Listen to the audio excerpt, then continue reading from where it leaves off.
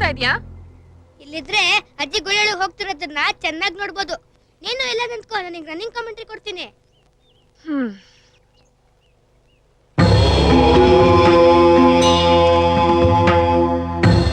ಪುರೋಹಿತರ ಪೂಜೆ ಇನ್ನು ಮುಗಿತಾನೇ ಇಲ್ಲ. ಅಜ್ಜಿ ಆ ಕಡೆ ನಿಲ್ಲದ್ಮೇಲೆ ಜಾಲಿಯಾಗಿ ಮಲ್ಕೊಂಡಿದ್ದೆ. ಅರ್ಜುನ್,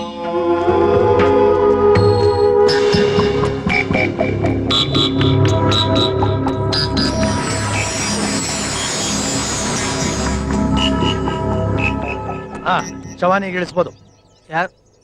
ನಾರಾಯಣ, ಮೊದ್ಲು ಅಜ್ಜಿ ಹೋಗ್ಲಿ.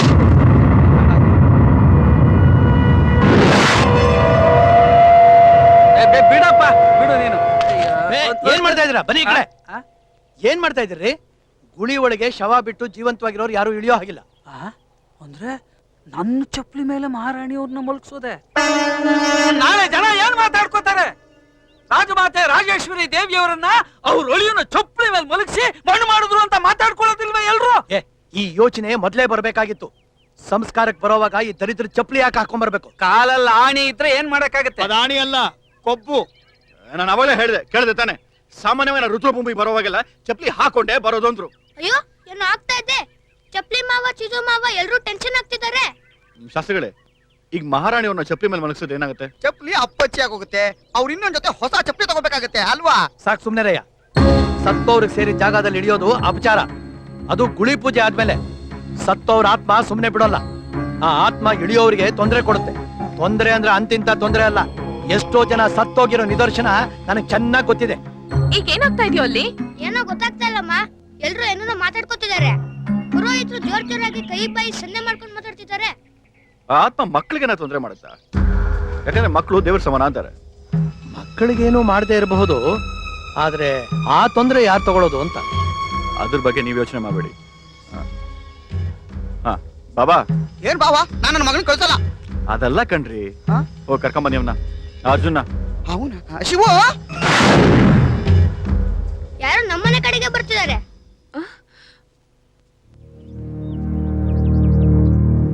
ಪುರೋಹಿತರು ನಿಮ್ ಮಗ ಅರ್ಜುನ್ನ ಕರ್ಕೊಂಬರೋಕ್ ಹೇಳವ್ರೆ. ಕೊನೆ ಪಕ್ಷ ಒಬ್ರಿಗಾದ್ರೂ ಗೊತ್ತಾಯ್ತಲ್ಲ ನನ್ ಮಗನಿಗೆ ಈ ಮನೇಲಿ ಏನ್ ಹಕ್ಕಿದೆ ಅಂತ. ಅರ್ಜುನ್, ಏನಮ್ಮ? ಬಾಪುಟ ಇಲ್ಲಿ. ಪುರೋಹಿತರು ಹೇಳ್ ಕಳ್ಸಿದಾರೆ ನೀನು ಅಲ್ಲಿರ್ಲೇಬೇಕು ಅಂತ. ಇವನ್ ಇಳಿಸೋದ? ಹೌದು, ಅದರಲ್ಲೇನ್ ತಪ್ಪು? ಇವನು ಚಿಕ್ಕ ಹುಡುಗ, ದೇವ್ರ ಸಮಾನ ತಾನೆ, ಇಡೀ ಬಿಡಿ. ಆದ್ರೂ ಈ ಹುಡುಗನ್ ಕೈಯಲ್ಲಿ ಮಾಡ್ಸೋದು ನ್ಯಾಯನ? ಚೆನ್ನಾಗಿ ಹೇಳಿದ್ರಿ. ಅದ್ರಲ್ಲೇನಿದೆ, ಏನೂ ಹಾಳ ಇಲ್ಲ. ಇವನ್ ಈ ತರದ ಕೆಲಸ ಎಲ್ಲ ತುಂಬಾ ಮಾಡ್ತಾನೆ ಅಲ್ವೇನೋ? ಹಿಡಿಯೋ ಹಿಡಿಯೋ ಹಿಡಿ ಹಿಡಿ ಹಿಡಿ.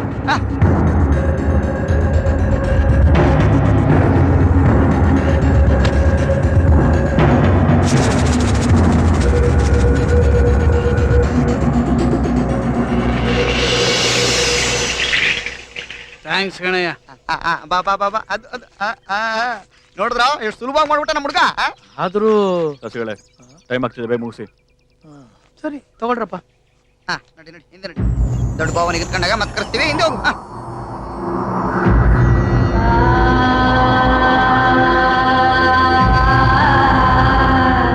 ಹೋಗೋ, ಬರ್ಬೇಡ.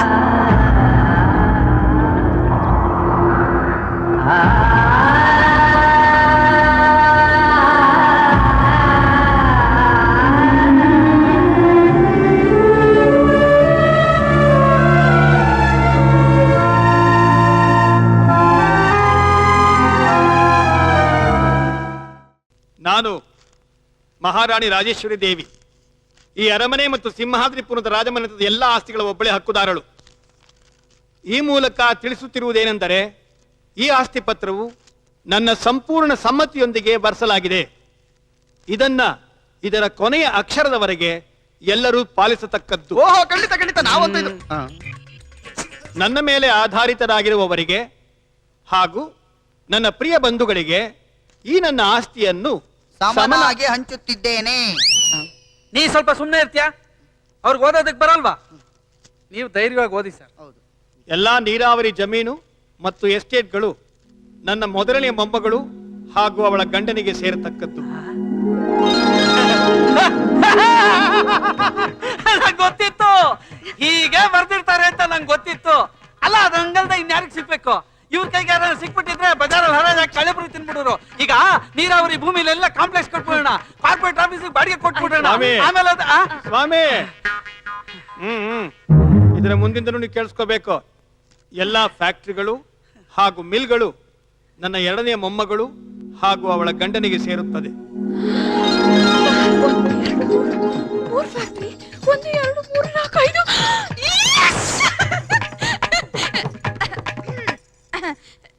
ನೀವು ಓದಿ. ರಾಜಮನೆತನದ ಎಲ್ಲಾ ಆಸ್ಪತ್ರೆಗಳು ಮತ್ತು ಹೋಟೆಲ್ಗಳು ನನ್ನ ಮೂರನೆಯ ಮೊಮ್ಮಗಳು ಹಾಗೂ ಅವಳ ಗಂಡನಿಗೆ ಸೇರುತ್ತದೆ. ಹಾಸ್ಪಿಟ್ಲು ನಮ್ಗೆ ಆಗ್ಬೇಕು, ಇನ್ನು ಇವ್ರಾದ್ರೂ 3 ಹೊತ್ತು ಅವರು ಕೊಡ್ಲಿ. ನಮಗ್ ಬೇಕಾಗಿರೋದು ಹೋಟ್ಲು ಮತ್ತೆ ಎರ್ಮನೆ 5 ಸ್ಟಾರ್ ಹೋಟ್ಲು ಮಾಡ್ಬಿಡೋಣ. ರೇ ಮಿಸ್ಟರ್, ಮಹಾರಾಣಿಯವರು ತಮ್ಮ ಆಸ್ತಿಯನ್ನ ಏನೇನ್ ಮಾಡ್ಬೇಕು ಅಂತ ಸ್ಪಷ್ಟವಾಗಿ ಬರ್ಸಿದ್ದಾರೆ. ಅವರು ಡಿಸೈಡ್ ಮಾಡೋ ಹಾಗೆ ನೀವು ಮಾಡಿದ್ರೆ ಸಾಕು. ನನ್ನ ಇತರೆ ಎಲ್ಲಾ ಸ್ಥಿರಚರ ಆಸ್ತಿಗಳು ಹಾಗೂ ಈ ಅರಮನೆ, ಈ ರಾಜಮನೆತನದ ಮುಂದಿನ ಅರಸು ನನ್ನ ಮರಿಮಗ ಅರ್ಜುನ ಕೃಷ್ಣರಾಜನಿಗೆ ಸೇರತಕ್ಕದ್ದು.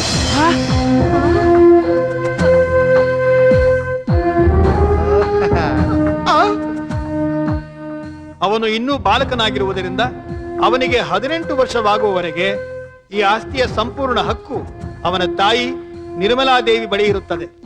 ಆಕೆ ನನ್ನ ವಕೀಲರಾದ ವೆಂಕಟಾಚಲನವರ ಮಾರ್ಗದರ್ಶನದಲ್ಲಿ ಈ ಆಸ್ತಿಯನ್ನು ನೋಡಿಕೊಳ್ಳುತ್ತಾರೆ. ನೀವು ತುಂಬಾ ಅದೃಷ್ಟವಂತರು ಸರ್. ಸುಮ್ಮನೆ ಮಹಾರಾಣಿ ಅವರು ಇನ್ನೊಂದು ಕ್ಲಾಸ್ ಸೇರ್ಸಿ ಹೇಳಿದ್ದಾರೆ. ಇನ್ನೇನ್ ಸೇರಿಸ್ತಾರೆ? ಇರೋ ಆಸ್ತಿ ಎಲ್ಲ ಆ ಇಲಿಮರಿ ಹೆಸರು ಸೇರ್ಸಾಯ್ತಲ್ಲ.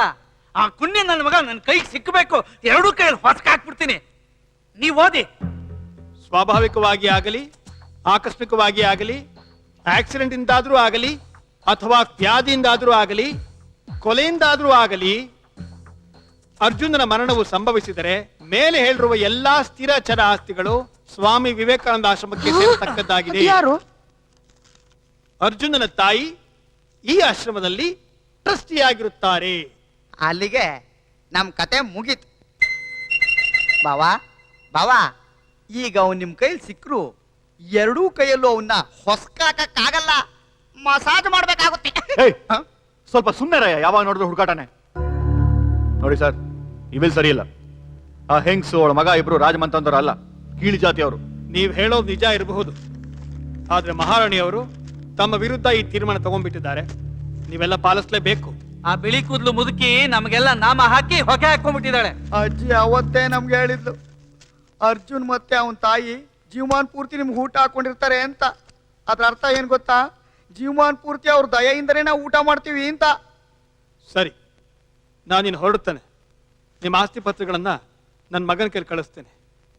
ಇವತ್ತಿಂದ ಈ ವಿಲ್ಲಲ್ಲಿ ಬರೆದಾಗ ನೀವು ನಡ್ಕೋಬೇಕು. ಆಯ್ತು. ಅಮೋರೆ ಅಮೋರೆ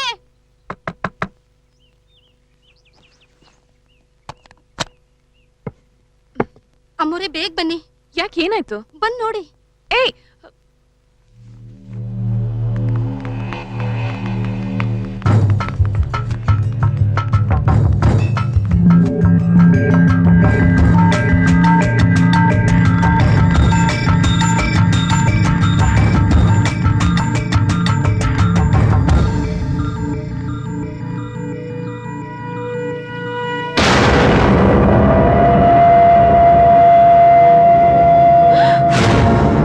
ಅರ್ಜುನ್ ಅರ್ಜುನ್ ಅರ್ಜುನ್, ಹೇಳಪ್ಪ, ಏನಾಯ್ತು? ಯಾಕೋ ಇಲ್ಲಿ ಬಂದ್ ಮಲ್ಗಿದ್ಯಾ? ಅಮ್ಮ ನಾನು ಇಲ್ಲೆಂಗ್ ಬಂದೆ? ಅಯ್ಯೋ ನನ್ ಕಂದ, ಏನಾಯ್ತು ನಿಂಗೆ? ಇದು ಬೇರೆನಲ್ರ, ಅಜ್ಜಿ ದೇವನೇ ಮೈ ಮೇಲೆ ಬಂದ್ಬಿಟ್ಟದೆ. ಪುರೋಹಿತ್ರು ಹೇಳ್ದಂಗ ಆಗೋಯ್ತಲ್ಲ. ಇನ್ನ ಹುಡುಗನ್ ಕತೆ ಅಟ್ಟಯ್ಯ. ದೇವ್ರೆ, ಯಾಕೆ ಹೀಗೆಲ್ಲ ಮಾಡ್ತಾ ಇದೀಯಾ? ಶಿವ ಅಣ್ಣ, ಪುರೋಹಿತ ಇಲ್ಲಿದ್ದಾನೆ, ಮನೆಗವ್ರಣ್ಣ, ಕರ್ಕೊಂಬ. ರೀ ಏಯ್, ಇದನ್ನ ಬಿಡಿಸೋದಕ್ಕೆ ಪೂಜೆ ಮಾಡಿಸ್ಬೇಕು. ಈ ಕತ್ತೆ ಪೂಜನ ತಲೆಗೆ ಕೆಟ್ಟಿದೇನ್ರಿ ನಿಮ್ಗೆ? ಸಾಯ್ಲಿ ಬಿಡಿ, ನಾವ್ ಯಾಕೆ ಯೋಚನೆ ಮಾಡ್ಬೇಕು? ಕಮಂಗಿ, ಏನು ನಾವ್ ಯೋಚನೆ ಮಾಡ್ಬೇಕು. ಅಷ್ಟು ಬೇಗ ನೀನು ಆ ವಿಲ್ ಪತ್ರನ ಮರ್ತ್ಬಿಟ್ಯಾ? ಈ ಹಿರಿಮರಿ ಏನಾದ್ರು ಸತ್ತೋಗ್ಬಿಟ್ರೆ ಈ ಅರಮನೆ ಸುತ್ತಮುತ್ತ ಇರೋ ಜಮೀನು, ಅವನ ಹೆಸರಿಗೆ ಬರೆದಿರೋ ಆಸ್ತಿ ಎಲ್ಲ ಆಶ್ರಮಕ್ಕೆ ಸೇರ್ಬಿಡುತ್ತೆ. ಆಮೇಲೆ ನಾವಿಲ್ಲಿ ಭಜನೆ ಮಾಡಕ್ ಬರ್ಬೇಕಷ್ಟೇ. ಶಿವ ಅಣ್ಣ, ಬೇಗ ಹೋಗಿ ಪುರೋಹಿತರನ್ನ ಕರ್ಕೊಂಬ. ಬಾ ಹೌದು, ಈ ಬಿಲ್ಲಲ್ಲಿ ಎಲ್ಲಿದೆ ಭಜನೆ?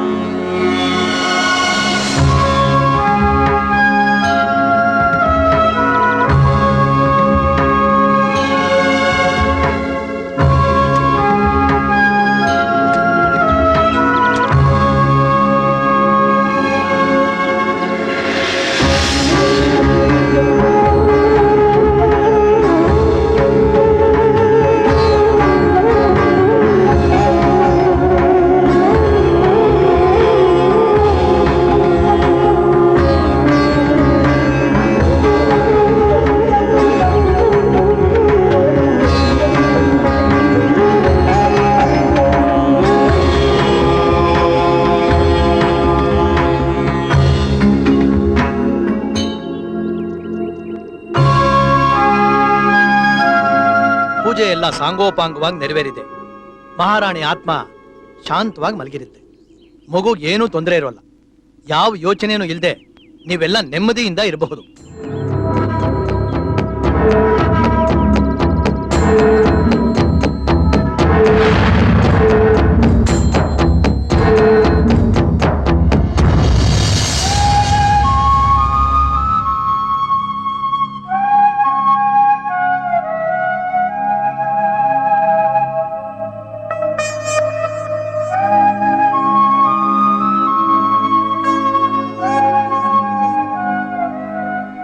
ಇದಕ್ಕಪ್ಪ ಸಪ್ಪ ಕುಂತ್ಕೊಂಡಿದ್ಯಾ? ನೀ ಏನ್ ಯೋಚನೆ ಮಾಡ್ಬೇಡ, ಎಲ್ಲ ಸರಿಗೋಯ್ತದೆ. ಈ ಪೂಜೆ ಫಲ ಕೊಡದೆ ಇರಕ್ಕಿಲ್ಲ. ಅವ್ರು ಬಹಳ ಹೆಸರುವಾಸಿ ಪುರೋಹಿತರು, ಧೈರ್ಯವಾಗಿರೋ. ಅವ್ರ ಹೆಸರುವಾಸಿ ಆದ್ರೆ ನಂಗೇನಂತೆ, ಕೈ ನೋಯ್ತಾ ಇರೋದು ನಂದು. ಆದ್ರೆ ಅರಮನೆ ಮುಂದೆ ನಾನ್ ಹೇಗ್ ಮಲ್ಗಿದ್ದೆ ಅದೇ ನಂಗೆ ಗೊತ್ತಾಗ್ತಾ ಇಲ್ಲ. ನಿದ್ದೆ ನಡ್ಕೊಂಡ್ ಬಂದಿರ್ಬೇಕು, ಅಥವಾ ಅದು ನಿಜವಾಗ್ಲೂ ಬಂದಿದ್ದಾಳ? ಸತ್ತಿದ್ದವ್ರು ಹೆಂಗ್ ಬರ್ತಾರೆ, ಅದು ಅಷ್ಟು ಆಳವಾಗಿ ಉಳಿರ್ಬೇಕಾದ್ರೆ. ಅಯ್ಯೋ ಪಾಪ, ಅಣ್ಣ ಒಬ್ನೊಬ್ನೇ ಮಾತಾಡ್ಕೊಳ್ತಿದ್ದಾನೆ ಪಾಪ. ಪೂಜಾರಿ ಒಬ್ರೊಬ್ರೆ ಮಾತಾಡ್ಕೊಳ್ತಿದ್ರಲ್ಲ, ಹಾಗೆ ಇವನು ಮಾತಾಡ್ಕೊಳ್ತಿರ್ಬೋದು. ನಿಮ್ ತಾಯಿ ಊಟಕ್ಕೆ ಕರಿತಿದ್ದಾರೆ ಬಾಪ. ನಾನು ಆಮೇಲೆ ಬರ್ತೀನಿ, ನಂಗೆ ಈಗ ಹಸ್ವಿಲ್ಲ, ನೀನ್ ಹೋಗು. ಇದ್ರಲ್ಲೇ ಹೊಟ್ಟೆ ತುಂಬೋಯ್ತು. ನಿನ್ಗ ಆ ತಾಯ್ತಾ ಇಷ್ಟ ಇಲ್ಲ ಅಂದ್ರೆ ತೆಗೆದ್ಬಿಡು. ತೆಗೆದ್ಬಿಡು. ಎಷ್ಟು ಸುಲಭವಾಗಿ ಹೇಳ್ಬಿಟ್ರು. ಈ ತಾಯ್ತಾ ತೆಗೆದ್ರೆ ನಿನ್ನ ಸುಮ್ನೆ ಬಿಡ್ತಾರಾ? ಮತ್ತೆ ಅಜ್ಜಿ ಬಂದ್ ಕಟ್ಟ ಕೊಡ್ತಾಳೆ ಅಂತ ಇನ್ನೊಂದ್ ಪೂಜೆ ಮಾಡಿಸಿ ಎರಡೆರಡು ತಾಯ್ತಾ ಕಟ್ಟಿಸ್ತಾರೆ. ಈ ಕೈಗೊಂದು. ಪರವಾಗಿಲ್ಲ, ಎತ್ ಬಿಸಾಕೋ. ಹಾ, ಅವ್ರು ಯಾರು ಏನು ಹೇಳಲ್ಲ, ನಾನೇ ಅಲ್ವಾ ಹೇಳ್ತಿರೋದು.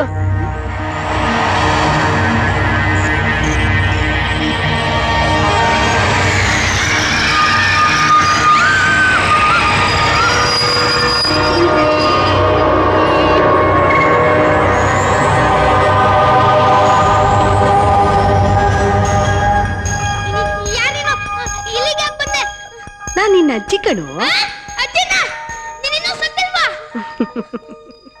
ಹೌದಪ್ಪ, ನಾನ್ ಸತ್ತಿದ್ದೀನಿ.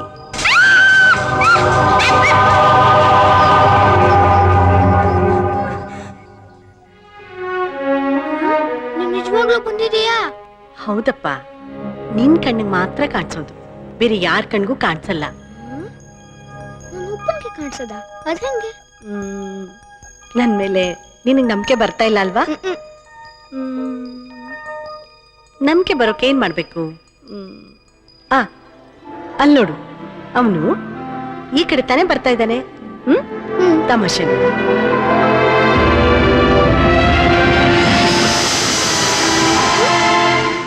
ನಡ್ಕೊಂಡು ಹೋದ? ನಂಗೆ ಹೇಳ್ದನಪ್ಪ. ನಿಂಗಲ್ಲ, ಅಜ್ಜಿಗೆ. ಅರ್ಜುನ ನನ್ನಷ್ಟಿಗೆ ನಾನೇ ಮಾತಾಡ್ಕೊತಿದ್ದೆ. ನೀನೋಗು. ಯೋಚನೆ ಮಾಡ್ಬೇಡ ರಾಜ, ಎಲ್ಲ ಸರಿ ಹೋಯ್ತದೆ. ಈಗ ನಂಬ್ತೀಯಾ? ನಾನ್ ಬದುಕಿರೋವಾಗ ನಿನ್ನ ತಾಯಿನ ಸರಿಯಾಗಿ ನೋಡ್ಕೊಳ್ಳಿಲ್ಲ. ನಿಮ್ಮ ಮೇಲೆ ದ್ವೇಷ ಇರುವಾಗ ಆಡ್ತಿದ್ದೆ, ನಿಮ್ಗೆ ಅವಮಾನ ಮಾಡ್ತಾ ಇದ್ದೆ. ನಾನ್ ನಿನ್ನ ಕೆಟ್ಟದಾಗಿ ನಡೆಸ್ಕೊಳ್ದೆ ಇದ್ದಿದ್ರೆ ನಿಮ್ಮ ಮಾವಂದ್ರು ನಿನ್ನ ಕೊಲ್ಲೋಕ್ಕೂ ಹೆಸ್ತಾ ಇರ್ಲಿಲ್ಲ.